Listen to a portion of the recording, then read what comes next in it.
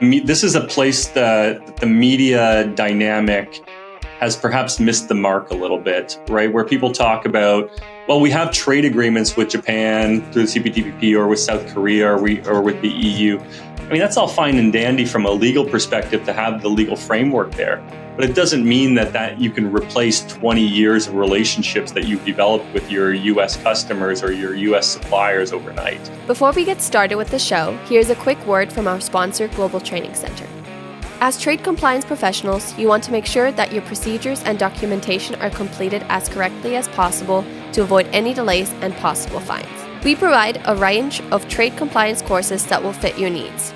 From in-person or web training to recorded on-demand courses, we can train one or even thousands on your team through your learning platform or on our portal. We can even customize a private session for your team. Go to globaltrainingcenter.com to find out more. Hey, welcome everybody. It's the Canadian Simply Trade podcast, but brought to you by the guys at the Global Training Center. I'm Warrington Ellicott from the Canadian Association of Importers and Exporters, and I'd like to welcome you to today's pod. I've got two great guests with me, two great friends of the pod. Our returning champion, Will Pellerin, for his second visit to the pod, and Will's a partner at McMillan. And first-time caller, long-time listener, Tayler Farrell, also at McMillan, both on the trade front and both here to give us a great conversation about what's going on with trade, right? Nothing going on with trade, as I like to say. Boring times. Just so we timestamp this, we are recording this about noon on Monday, May the 5th. And there's a lot of stuff going on. And first of all, our election update. As you well know, we now have a new prime minister, re-elected prime minister, Mark Carney. The Liberals were successful in being elected into a minority position, as it would appear to be today. And lots of exciting things come with that. The House of Commons is going to return on May 26th. And King Charles III is also coming to Canada, as we understand, to read the throne speech. And then the next matter will be, obviously, I think we're going to see a cabinet here very shortly. And then they have to draft a budget.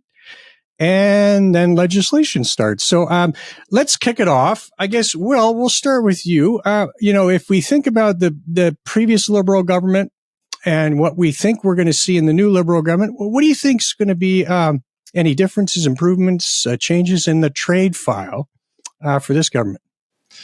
So I think the government will be far more fiscally conservative. First of all, I think there's going to be an impetus to balance the budget. I think there's going to be a lot more targeted focus, but trade is front and center of the whole portfolio, no question about it. I think the number one priority is solving this dispute with the United States, as you know, and as we'll be discussing. The Prime Minister is heading to Washington this afternoon to meet with President Trump tomorrow. A lot of things will flow from that, but high-level priorities, I think the general gist of it is to try to find a way to balance, to make friends with the United States, probably try to make friends with China to the extent possible, and appoint some competent people to lead that charge across the board. I mean, I think that's exactly right. I think it'll be interesting to see how there'll be a tension between making friends with the United States and making friends with China. There's an interesting tension there, and making new friends or deeper friendships with trade diversification. Yeah, and in that regard, I see a real education for traders on expanding their export expertise, right? Because I mean, with everything in this world, there's also an opportunity, and I think this is a great opportunity for traders, not only in Canada but elsewhere, to expand their export expertise. Would you agree? Absolutely. I think that's a question that we're experiencing a lot from clients right now. Is these issues that have always been around but have not been front and center of mind, things like classification, tariff classification, and value for duty, they are front and center now, and it's going to continue to be that way for companies that look to export to new markets.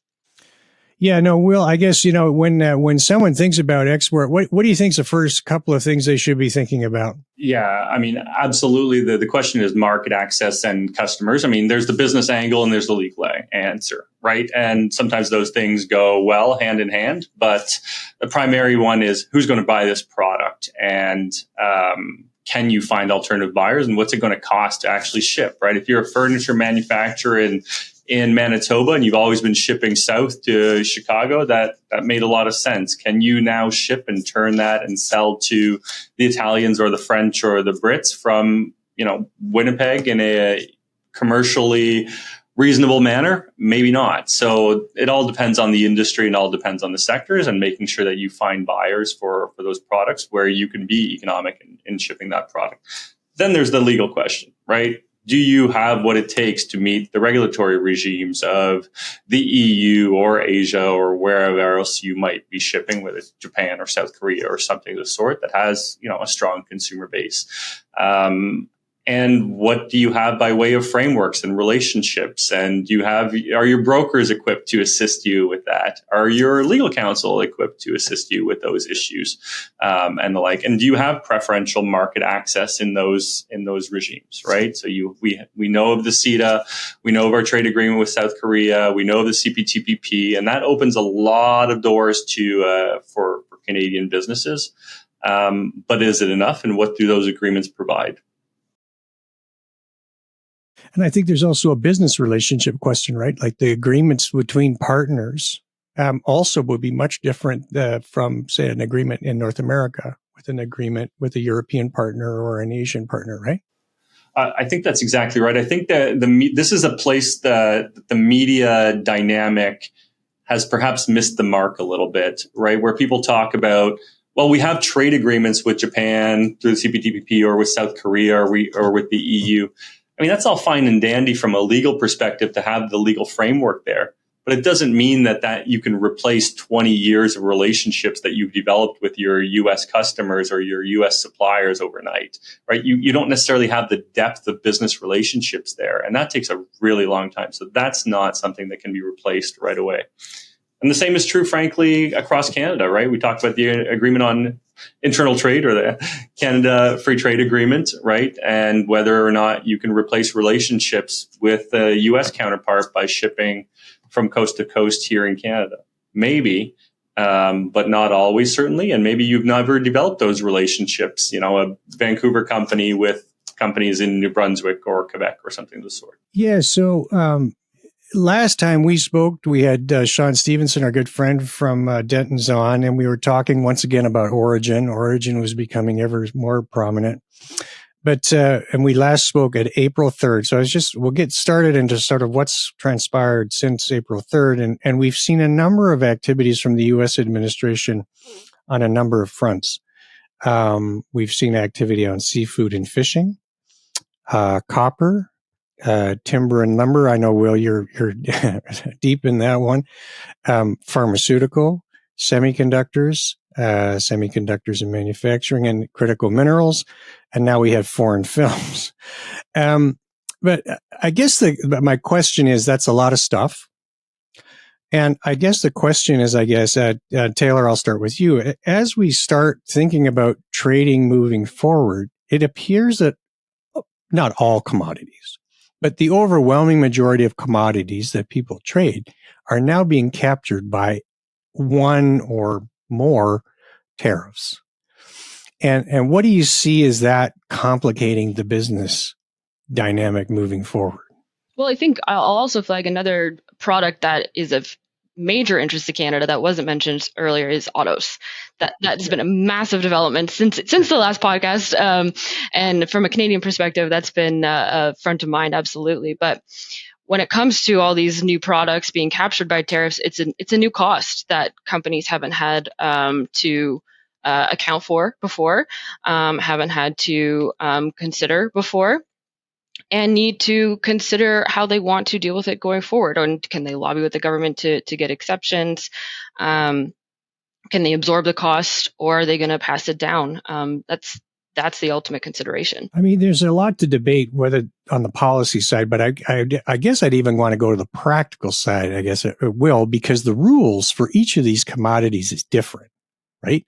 So if let's say you're a multi-trader and you're captured by multiple dynamics here, the complications on one's business and the complications on its legal construct is also quite increasing in complication, right? Yeah. I mean, the scenario planning for a sophisticated company that operates across a large swath of different businesses is absolutely nuts, right? You're trying to role play the different Section 232 national security tariffs that you've talked about, Warrington, that could come into force, whether it's critical minerals or timber and lumber or any of these other products that are currently under investigation that could lead to future tariffs in a number of months from now, right? These processes that are currently unfolding. So we know what we have today by way of tariffs. Those could shift pretty quickly. We know what's being investigated for future tariffs. We can kind of scenario plan around those to some degree. But in terms of mapping it all out, okay, these products are going to be hit. These products might be hit. These products, we think we might be able to avail ourselves of certain exceptions. Then there's a retaliatory tariff piece, and it goes on, and we are doing that exercise with a number of companies where we're actually mapping this and scenario planning for those tariffs, and then understanding, okay, we have exceptions for these tariff codes. We really need to rethink our tariff classification that we've never really paid attention to for these products. We've never really paid a lot of attention on origin for these products. We probably have to do more work there. And then actually getting to the bottom of that. And beyond that, is our valuation right? Or can we actually reduce our value for duty to reduce the tariff impact if duties do have to be paid? So it all comes down, of course, to those big three pillars, right, of origin, tariff classification, and value for duty. But they play in different ways, and the scenarios and the tariffs are changing regularly. And there's going to be a new wave when these 232 tariffs hit in the fall, assuming that the U.S. Sticks to their timeline. And it appears that the execution of these tends to be hard and upfront, and then there's a pullback. And I think we saw that again. Was it last week? I think I lose track of time, but there was the executive order with respect to stacking of the tariffs, where the rule was now changed. And I know, Taylor, we were talking about it. So that changes things once again, does it not? Absolutely. I mean, another example is the original 232 tariffs. When they were initially implemented, Canada, many countries had negotiated carve-outs. And then this time around with President Trump's second administration, they got rid of all those carve-outs. There are no carve-outs now. Whether or not there will be more added or reintroduced is anybody's guess. Yeah. So I don't know, for small business owners and medium-sized business owners, I know there's been a lot of frustration on the China side. I know that a lot of them have had orders that were coming on the water that they're just not able to accept from a cash flow perspective. And even on the origin and classification front was very challenging for these folks. And it doesn't seem that it is going to resolve itself anytime soon. We still have reciprocal tariffs that are being negotiated. That's what it sounds like. So it to describe it as a mess, I don't think is unfair. I think that's a fair assumption. But I guess, Will, because we have a mess, what are the kind of key takeaways that the listeners should be focused on during this period? I think there's nothing more important than really understanding the commercial aspects and the legal aspects of what you're dealing with, right? Fundamentally, who's your importer? That's the person that has to pay at the border. What do your contracts say in terms of who actually has liability for duties? Can you pass that on?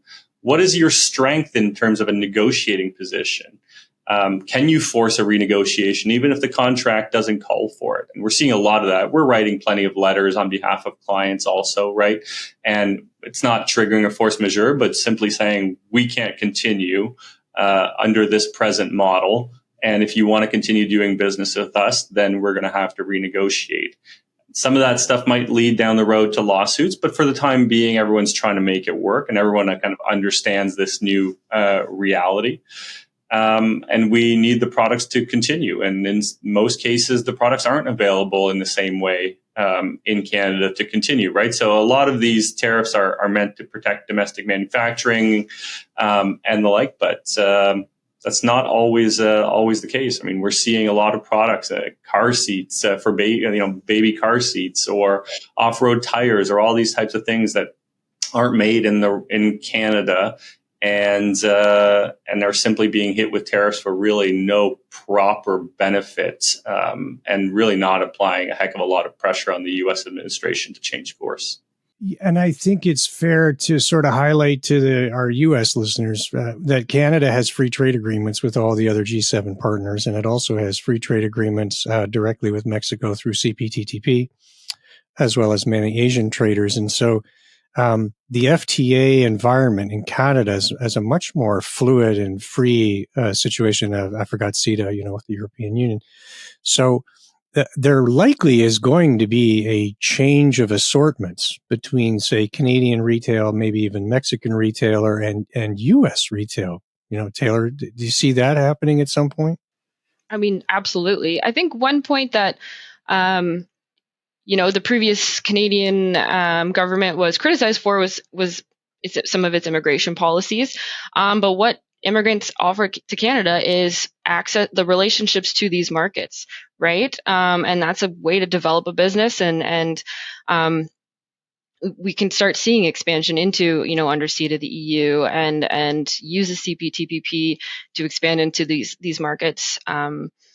Absolutely. Yeah, and then so specifically this week, was it this? I think it was last week.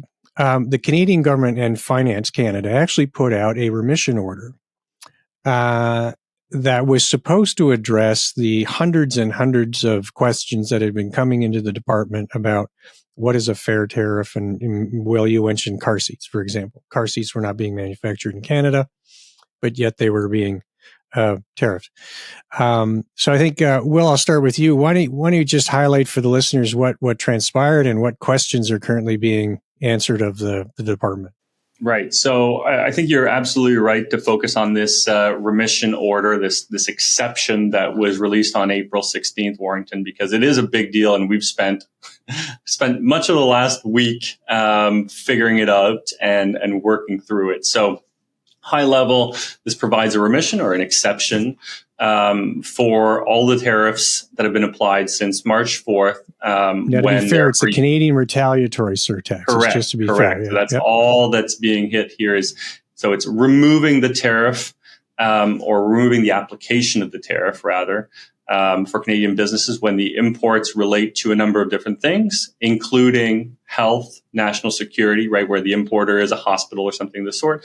But very, very importantly, and perhaps most importantly in all of this, is this exception for that doesn't basically takes the surtaxes away for goods that are used in manufacturing or processing of other goods here in Canada. So basically, and we've had conversations with the Department of Finance on this, really for input goods primarily, right? Goods that Canadian manufacturers need for their own manufacturing operations that they couldn't get from outside the United States. And it was really important to the government that those goods not be hit. Department of Finance told us that they had about 600 remission applications in the queue. Most of those might not be fully formed or fleshed out and probably would take a long time. But this probably takes care of hundreds of those requests and immediately gives relief to companies importing and actually applies retroactively back to the original tariff, whether it's the March 4th or the March 13th date. So you just, apply the order in council code into your customs paperwork and Bob's your uncle. Now, Tayler, there is a sort of level of due diligence that needs to be done here. You just can't pick an argument of remission out of thin air. You got to have some justification for that. And there was also an option for an advanced customs ruling. Is that correct? That is correct. And we're we're getting a lot of questions from clients. First, there's a confusion between just general remission applications, and then can we use this U.S. remission order, and do we properly fall under these exceptions? And a lot of clients are hearing, market intelligence, competitor, we're receiving remission, and is it through this application process? Probably not. Are they using the U.S. remission order, and are they properly using it? That's a big question. And then, yes, you can apply to the CBSA for an advance ruling. Query how fast they'd act, like how fast you can get that ruling in time for your import. And keeping in mind, the U.S. remission order is only available for goods that are imported before October 16th, 2025, so 6 months. So where time is of the essence, is the advance ruling a great option? And I think the practical recommendation for our listeners in, Mexico, U.S. is they need to contact their business partners in Canada and have a discussion about whether there is a chance that we can apply. And then, of course, their Canadian partner would take the lead in initiating that remission order. But I think there's some opportunity, at least to explore the question and then execute a remission request, right? That's fair, Will? Yeah, that's right. I mean, the remission applies or it doesn't. And in some cases, that might be a little bit marginal, right? If it's for equipment used in a factory that's going to produce a good, does that work or does that not work? It's not an input good, but maybe there's an argument to be made. And that's where we're having a lot of conversations with clients on some of this stuff. But Taylor's absolutely right. There is so much misinformation that we're hearing in the market right now. We're hearing of companies saying, oh, I have a remission application. I have a remission that I can use, or I've gotten a remission. Well, no one, and the Department of Finance has confirmed this, no one's getting additional remissions other than this April 16th remission that actually applies, other than autos, which is its own thing. So there's a lot of people misunderstanding what actually exists out there. It's the old telephone game where one person tells the other person that they have something that they can use. Maybe it's an exception under Chapter 99 of the customs tariff or something of the sort, but the messaging is getting jarbled along the way. Well, I can tell you, us at the Canadian Association of Importers and Exporters are taking this up with Finance Canada directly, and we've been taking some input from our members, and we have many questions that we're asking of the department. So stay tuned on that. There's a lot of questions to be asked. And frankly, the Department of Finance is very interested in hearing and has told us also that CBSA is the one administrating and that we should also be reaching out to CBSA for their views and their interpretations. But that's another sort of pro tip for you listeners. If you're looking for a strong consensus voice, joining a trade association or a chamber of commerce is a great idea. So give us a call. We tell our clients all the time, Warren. So there you go. All right, enough on remission, and I did want to get your thoughts about this maritime dominance executive order. It's quite broad, and it impacts both the Chinese vessels of China origin, and it also then reflects on the owners that may be of Chinese origin, and then vessel operators in auto, and so it's a complete. Tariff regime is sort of the wrong word, but anyway, there's a financial bubble now over the entire logistics and shipping container framework. I think one of the great carve-outs was that shipping on the Great Lakes was not in scope, and I think that's great news for domestic producers in both the United States and Canada who are moving bulk container products, whether that be grains or ores or minerals or salts or sugars. I think that was great. But Will, I was interested in getting your thoughts on, like, obviously this is going to have a massive hit on cost, and where is that gonna lay in the supply chain, and maybe even the legal context moving forward. It's a really good question. We're struggling with it. I mean, first of all, it's not really a question of Canadian law, so we don't spend a lot of time advising in that space. But you're absolutely right. Like, from a commercial perspective, it's just another bump in the road or actual roadblock in some cases, right? We're having difficulty even understanding, and clients are having a difficulty understanding where the harm is even coming from most. Is the problem these potential shipping pieces? Is going to be the tariffs? These two things stacking with each other is just a recipe for ultimate disaster for many companies. So I think that's the lay of the land, something that we're monitoring carefully. But on the Canadian side, we don't yet have a heck of a lot of insight into how it's all playing out, precisely because of the exception on the Great Lakes, amongst other things. I think I'm gonna call up our friends at the Vancouver Port Authority and the Montreal Port Authority and have them on the pod. But I mean, clearly, I think this is another input cost that business did not think about, or couldn't even imagine that this was going to be an issue. And unfortunately, small business owners are now going to have to pay particular attention to how their goods are being transported. And what the flag of the carrier is, and that to me is a bit of a stretch. All right, well now it's time to roll the dice and try to figure out. Tayler, we'll go with you first. Like, where are we in Canada's trade? Like, if I take a high level, like, where are we? I think where we are is it's three-pronged. I already indicated trade diversification, exploring new partners, reducing interprovincial barriers, reducing regulatory burden.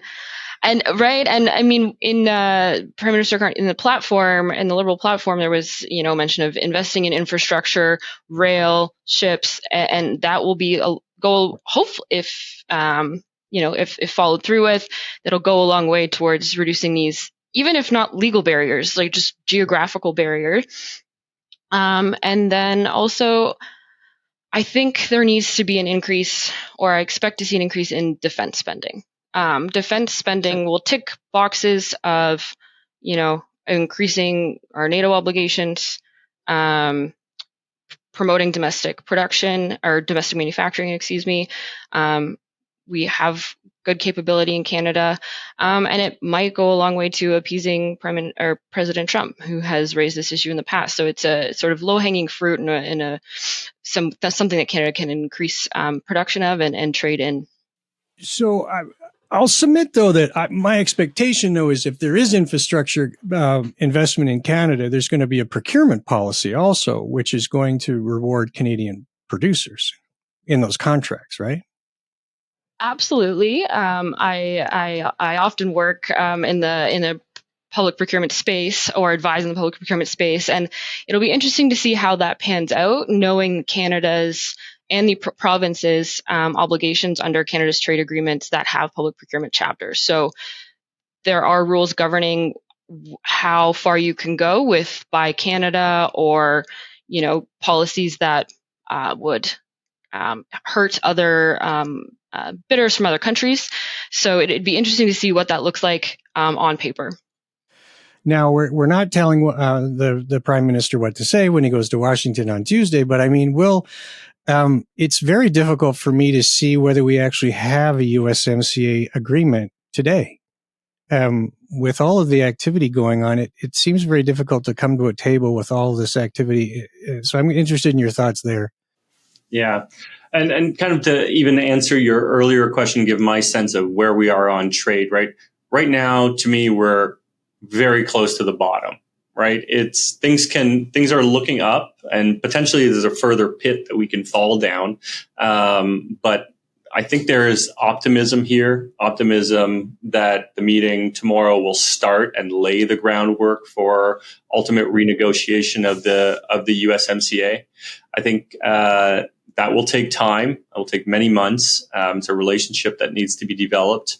But I'm with you, Warrington. I completely agree. Ultimately, this agreement is not being respected. I think that's an understatement. But what's helpful, at least, is how the United States is using the USMCA, at least to justify lower tariffs on Canada. For example, those national security tariffs, where there's that USMCA exemption. Some of the auto tariffs applied by the United States are exempt for USMCA origin components and parts. And so there's at least a realization by the U.S. administration that we do have this agreement that Trump himself negotiated. But that can only take us so far. And I think we're entering kind of a wholesale renegotiation of that agreement, whether we want to or not. I think at the end of the day, that's what we're looking for. But it's going to be very difficult. And if I was in the Prime Minister's shoes, I would certainly be extremely cautious about giving away anything at this stage in the game without a full guarantee that we're done on tariffs. And you can't just offer a little bit to remove the tariffs as they stand, knowing full well, as we know, that these other tariffs, so these 232 tariffs, are being threatened and could be imposed tomorrow morning, right? So if we're going to actually renegotiate to remove the tariffs, it has to apply to these tariffs, but also to all these threatened tariffs that could take effect in the coming months, or we're right back to square one and we've done nothing for ourselves. Yeah, and I mean, Secretary Besson has also made statements in the media about the expectation that the United States trading partners will come along with some China measures. And if that's not the case, that there might be some punitive actions against those traders. So, Tayler, my criticism many years has been that Canada really hasn't had a China trade strategy, frankly. And I'm not sure we're closer to that or further away from that at the moment. It feels like we're kind of still sitting in the locker room before the game starts. And I'm curious to see if we'll stay in the locker room or what that might look like. I mean, President Trump, obviously, he removed the reciprocal tariffs for 90 days, except for on China, and he's taking a firm stance on China. And Canada has historically introduced trade measures, for example, our EVs policy, to try and address the United States concerns. So how will we toe that line between developing a China policy, China trade policy, and with our U.S. partners as well? I'll toot our horn again. So in November, our annual trade summit, this year we're going to focus on diversification, actioning Canada's trade diversification strategy. No more talk. It's going to be action. So we're going to be inviting all of our good friends from around the world to have a conversation about how do we trade more with Canada. That's going to be our mix. And of course, the Mexicans are going to be involved. Everyone's coming to this party. But Will, what do you think? What do you think's going to happen at the G7? And it's going to be entertaining for sure. Yeah, I think the tone will have changed significantly. I think that obviously Prime Minister Trudeau and Prime Minister Carney are very different people. Trudeau had a bent of being the progressive standard bearer globally. That is not the case with Prime Minister Carney. I think that we're kind of in for a bit of a reset of the relationship and of Canada's place and how we play globally, rather than being kind of the global voice for progressive trade or what it may be. So I think it might be a bit of a boring G7, actually. Okay, you heard it here first, folks. Yeah, and I think that's probably what Canada wants ultimately at this point. I think the Prime Minister is getting his, I don't know. Is Carney a golfer? Can he take the president out at the golf course there? He plays hockey, but I don't know if he's ever. I don't know what his golf. He can't swing a golf club. No, he doesn't work. Oh, that's no fun. Tayler, you were trying to jump in there. What do you think?